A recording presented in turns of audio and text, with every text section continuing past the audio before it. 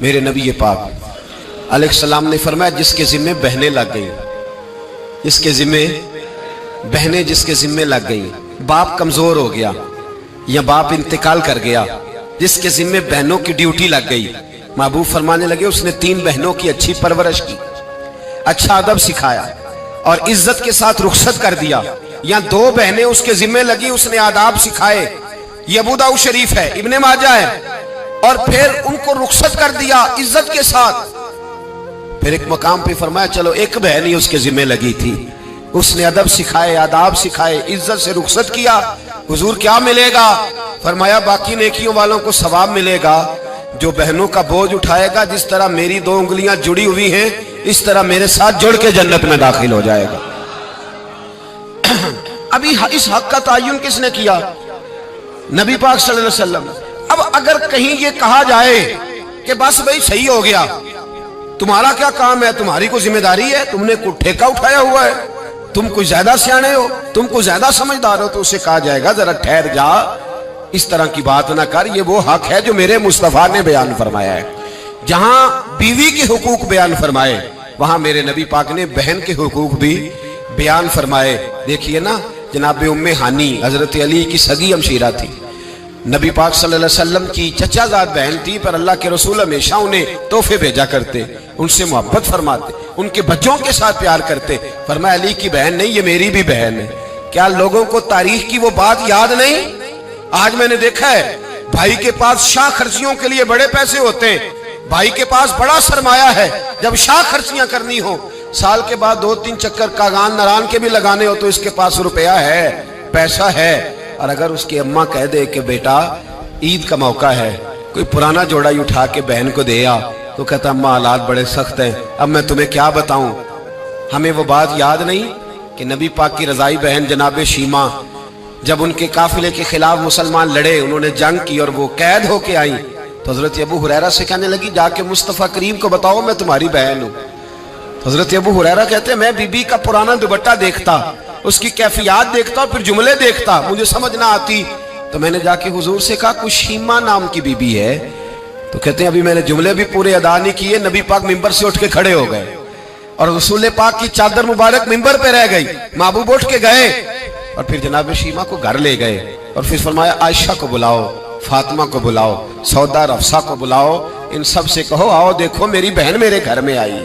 یہ رشتوں کا احساس، یہ رشتوں کی کیفیات، یہ درد، یہ سوز، یہ حضور نے ہمیں تعین کر کے دیا، یہ نبی پاک علیہ السلام نے ہمیں بتا کر کے دیا ہے۔ حضور نے ڈھیروں تحفے دیے اور ایسی آفر کی جس کے لیے امت تڑپتی ہے، ترستی ہے۔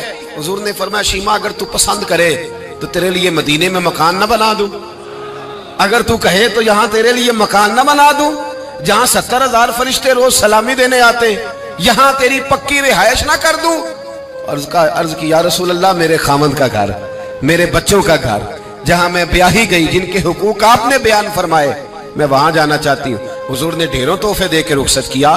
تو میرے بھائی بہن کا ایک حدیث ہے مشکات شریف، مشکات میں حدیث ہے، ایک حضور علیہ السلام کے صحابی تھے جو نبی پاک کی بارگاہ میں بیٹھے رہتے تھے، اس پر شارحین نے بڑا کچھ لکھا ہے، کہتے ہیں وہ علم دین حاصل کرتے تھے یا جہاد میں مصروف رہتے تھے۔ ان کا ایک بھائی تھا تو وہ تجارت کرتا تھا، کاروبار کرتا تھا، یہ مشکات ہے۔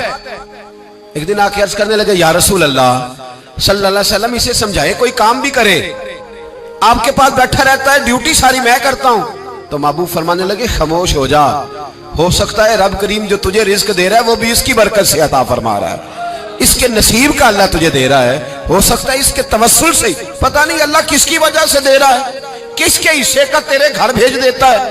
امام حسن رضی اللہ تعالیٰ عنہ جب کسی شخص کو کچھ دینے جایا کرتے تھے تو فرماتے تھے بھائی یہ نصیب تیرا تھا، اللہ نے میرے گھر بھیج کے میری ڈیوٹی لگائی تھی کہ میں تجھ تک پہنچا دوں، میں نہیں لے کے آیا، نصیب تیرا ہی تھا، میرے ذمہ لگا تھا کہ چلو میں بھیج دوں۔ تو یاد رکھیے گا اگر کچھ جگہوں پہ ہمیں حقوق ادا کرنے پڑتے ہیں، کسی مالدار بھائی کو کسی غریب کا خیال رکھنا پڑ ہی جاتا ہے، تو مہربانی کرے وہ خیال کرے۔ میں نے ایک امیر بھائی سے ایک دفعہ کہا کہ تیرے غریب بھائی کی بچیاں بڑی ہو گئی ہیں، تیرے بچے ہیں، رشتہ لے لو، رشتہ لے لو۔ تو کہنے لگا نہیں وہ جب شادی کرے گا تو میں تعاون کروں گا۔ تو میں نے کہا تو کیا تعاون کرے گا، کیا مطلب ہے تیرا؟ तू भाई की मोहब्बत को पैसों में तोल रहा है? सोचा ही नहीं तूने? वो उसी बाप की सुल्ब से है जिससे तू है, उसी माँ का दूध पिया है जिसका तूने पिया है। तुझे वो दौर भूल गया है कि जब घर बाहर कोई तेरे भाई को घूरता था तू कहता था मैं आंखें निकाल दूंगा, तेरी जरूरत कैसे हुई? मेरे भाई को घूरता है और आज तू कहता मैं ताउन कर दूंगा। मैंने कहा ताउन तो करने वाली बड़ी दुनिया है, तू थोड़ी तवज्जो कर, ख्याल कर।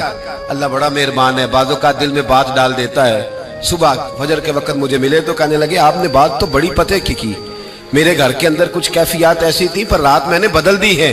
अब दुआ फरमाइएगा अल्लाह मुझे इस एहसास पर इस्तिकामत अता फरमाए। तो हमारे यहाँ एहसास निकलता चला जा रहा है। अब जरा आगे बढ़िए। मेरे रसूल पाक सल्लल्लाहु अलैहि वसल्लम ने मुतलक रिश्तों की बात इरशाद फरमाई। यहाँ तो तायुन है ना, खाला का, चाचू का, मामू का, फूफी का तायुन करके। यहाँ महबूब करीम सल्लल्लाहु अलैहि वसल्लम ने सही बुखारी के अंदर रसूल पाक सल्लल्लाहु अलैहि वसल्लम ने एक बड़ा खूबसूरत फरमान इरशाद फरमाया। अल्लाह के रसूल फरमाने लगे सहाबा से, क्या तुम में से कुछ आता है कि उसकी उम्र भी लंबी हो, रिस्क भी ज्यादा हो? और अगर मैं ये सवाल औरतों से करूं ना, खवातीन से करूं कि क्या तुम चाहती हो कि तुम्हारे खामद के पास पैसे भी ज्यादा हो, उम्र भी लंबी हो, तो मेरा ख्याल है एक खातून भी ऐसी नहीं मिलेगी जो कहे कि नहीं मैं नहीं चाहती। सारी कहेगी कि हमारा दिल करता है कि हमारे घर के अंदर रिस्क भी ज्यादा हो और अल्लाह तबारक व तआला ने जिसको मेरे सर का साया बनाया वो कायम भी रहे। हर खातून ये दुआ मांगेगी। अब ये सही बुखारी है तो फिर वो वाला वजीफा पढ़ लें जो नबी पाक ने बयान फरमाया है। नबी पाक अलैहिस्सलाम ने फरमाया क्या तुम में से कोई चाहता है उम्र लंबी हो, रिस्क ज्यादा हो? शाबाश करने लगे हुजूर सारे चाहते हैं, ये सही बुखारी है। तो महबूब फरमाने लगे फिर वजीफा सुनो, अपने रिश्तेदारों के साथ अच्छा सलूक करो, अल्लाह तुम्हारी उम्र भी लंबी फरमा देगा, रिस्क में इजाफा भी फरमा देगा। रिश्तेदारों से अच्छा सलूक करो, सिला रहमी करो, उनका ख्याल करो। अगर गरीब है तो उनकी मदद करो। अगर किसी जगह तुम्हारी ढारस की उन्हें जरूरत है तो उनकी ढारस बंधाओ, थोड़ा आगे बढ़ो, उनके साथ थोड़े रिश्तों को निभाओ। तुम तो सिर्फ एक रिश्तेदार की हौसला अफजाई करोगे, बीमार होगा तो तीमारदारी करोगे, किसी तकलीफ में जाके उसकी दिलजोई करोगे, अल्लाह तुम्हें उसका इनाम ये देगा कि रब तबारक व तआला तुम्हारे रिस्क में भी इजाफा फरमा देगा और तुम्हारी उम्र को भी लंबा फरमा देगा। अब हमारे यहाँ होता यह है कि लोग कहते हैं जी मेरा रिश्तेदार सख्त बहुत है, बड़ा सख्त है। दुनिया में सबसे सख्त रिश्तेदार मेरे नबी पाक को मिले थे। सबसे सख्त रिश्तेदार, सख्त रिश्तेदार, ऐसे रिश्तेदार कि जो तलवारें लेके आ गए शहीद करने को, और ऐसे रिश्तेदार जो बदर की जंग तक तलवारें लेके आते रहे, और ऐसे रिश्तेदार जो फतह मक्का तक तलवारें लेके आते रहे। लेकिन जिस दिन उन्होंने नरमी फरमाई, मेरे महबूब ने फरमाया तुम तो सिर्फ नरमी करोगे, मुझे तो अल्लाह ने रहमत लिल आलमीन बना के भेजा। मेरे महबूब पाक अलैहिस्सलाम ने करम के दरवाजे ही खोल दी। हुजूर ने रहमतें फरमा दी। हमारे अंदर की वो घुटन और मिजाज का वो कमजोरपन और वो जो हम अंदर से बुज़दिली दिखाते रिश्तेदारों के मामले में, वो बहुत सारी जगहों पे हमारा नुकसान करती है। अपने रिश्तेदारों के साथ थोड़े से मामलात को बेहतर रखना। और मेरी भाइयों से गुजारिश है, बहनों के इससे पहले से अलग करो। 10 रुपए बने या 10 करोड़ बने, तुम्हारी औलाद कोई तुम्हारे लिए रात को उठ के दुआ नहीं मांगेगी। तुम जिसका कर्ज है उसका कर्ज उसे डर जाओ, अल्लाह ताला डर जाओ, खुदारा डर जाओ। यहां तो ऐसे भी तमाशे देखने में मिले हैं कि 4 भाई थे, एक बहन थी। चलो बहन फौत हो गई तो उसके बच्चों ने मुकदमा कर दिया कि हमारी अम्मा का हिस्सा दो। तो चारों भाई जाके बयान अल्फी दे आए जज के सामने, हमारी बहन ही कोई नहीं। बयान अल्फी दे आए माज़अल्लाह, बहन ही कोई। किस लिए? किस लिए? माल के लिए, दौलत के लिए। इन्नमा अम्वालुकुम व औलादुकुम फितना, जिनाली तू पाप कमाए किथे नहीं हो तेरे कर दे। बुला बुला बुला उन्हें और यहां आके तेरी मैयत पे खड़े हो। मेरे भाई याद रखे, अपनी कब्र पे बोझ तकसीम विरासत की सबसे पहली जरूरत यह है कि बेटी को उसका हिस्सा मिले, और सही मानों में बेटी को उसका हिस्सा मिले। मेरे नबी करीम सल्लल्लाहु अलैहि वसल्लम की खिदमत आली मर्तबत में एक सहाबी थे हज़रत साद बिन रबी रज़ी अल्लाह ताला। ये हदीस जामे तिरमिज़ी में मौजूद है। हज़रत साद बिन रबी रज़ी अल्लाह ताला अन्हु उहद की जंग में शहीद हो गए। उनकी 2 बेटियां थी। उनके भाई ने सारी जायदाद अपने करीब कर ली क्योंकि अभी तक जायदाद के अहकामात भी नहीं आए थे। उनकी ज़ौजा अपनी दोनों बेटियों को लेके नबी पाक की बारगाह में पहुंच गई। कहा या रसूल अल्लाह, صلی اللہ علیہ وسلم میرے خامد انتقال کر گئے، احد میں شہید ہو گئے، ان کے چچا نے ساری جائیداد پہ قبضہ کر لیا ہے، حضور اب آپ بتائیں کیا کرنا ہے؟ اگر ان کے پاس کچھ نہیں ہوگا تو میں بیوہ عورت ان کے نکاح کیسے کروں، ان کو رخصت کیسے کروں؟ اس وقت اللہ کریم نے یہ آیہ مقدسہ نازل فرمائی جس کو آیت معراج کہتے ہیں۔ تو نبی پاک علیہ الصلوۃ والسلام نے بلایا حضرت سعد بن ربیع رضی اللہ تعالیٰ عنہ کے بھائی کو اور بلا کے فرمایا اللہ سے ڈر جا، 2/3 اس کی بیٹیوں کو دے، 8واں حصہ اس کی بیوہ کو دے، اور باقی جو بچ جائے وہ تیرا ہے، لیکن جو جس حقدار کا حق ہے وہ حق اسے۔ اور میں نے کئی ایسے بھی باپ دیکھے ہیں ماشاءاللہ، بڑی جائیداد تھی، پر جانے سے پہلے بیٹوں کو بلایا، کہنے لگے ادھر آؤ مجھ سے نام کرا لو، بعد میں کہیں میرے بھائی نہ اٹھ کھڑے ہو، کہیں تمہارا بہنوئی نہ دعویٰ کر دے۔ سارا بیٹوں کے نام کر گئے، پیچھے بچ گئی ماں، 8واں حصہ بیوی کا، اس حدیث میں جامع ترمذی میں نے عرض کیا، ماں بچ گئی۔ اب وہ بیچاری، بڑا بھائی کہتا ہے چھوٹے کے پاس رہے گی، چھوٹے سے پیار زیادہ ہے، اور چھوٹا کہتا ہے میرے بچے زیادہ ہیں، کمرہ ہی کوئی نہیں خالی، وہ کہاں رہے، وہ بوڑھی اماں کدھر جائے بلا؟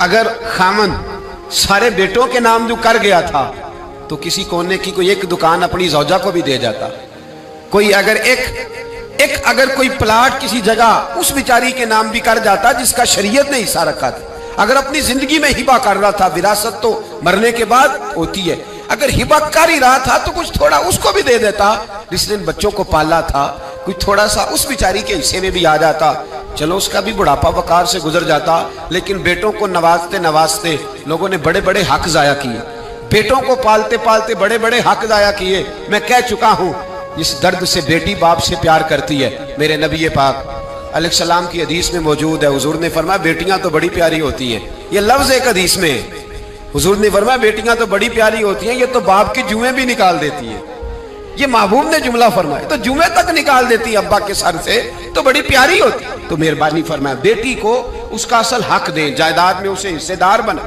بیوی کو اس کا حق دیں۔ اگر کسی وجہ سے آپ سمجھتے ہیں کہ والد نے یہ کام صحیح نہیں کیا، آپ اپنے باپ کی قبر سے بوجھ اتار دیں، اپنی بہن کو جو اس کا حق بنتا ہے اسے دیں، بھائی یہ جرت کریں، بھائی طاقت کا مظاہرہ کریں، بھائی ہمت کریں، دیں بہنوں کو، کیوں نہیں دیا جا رہا؟ والد کی جائیداد سے حق ہے، حصہ ہے ان کا، اس حصے کو لینا ان کے لیے بڑا ضروری۔ آج خصوصی طور پر بات کرنا چاہ رہا ہوں وہ یہ ہے کہ نبی پاک صلی اللہ علیہ وسلم نے یہ بھی بتا دیا کہ ماں کا بڑا حق ہے، اور حضور نے یہ بھی بتا دیا کہ بیوی کا بھی حق ہے، جو تم نے خود کھانا ہے اسے کھلانا ہے، جو خود پہننا ہے اسے۔ اب مسئلہ پتہ کیا ہوتا ہے، بیوی کا مطالبہ ہے کہ تو سوائے میرے کسی کی نہیں سنے گا، وہ کہتی ہے کہ چونکہ میں آئی ہوں سارا کچھ چھوڑ کے، اب سوائے میرے تو کسی اور کی نہیں سنے گا۔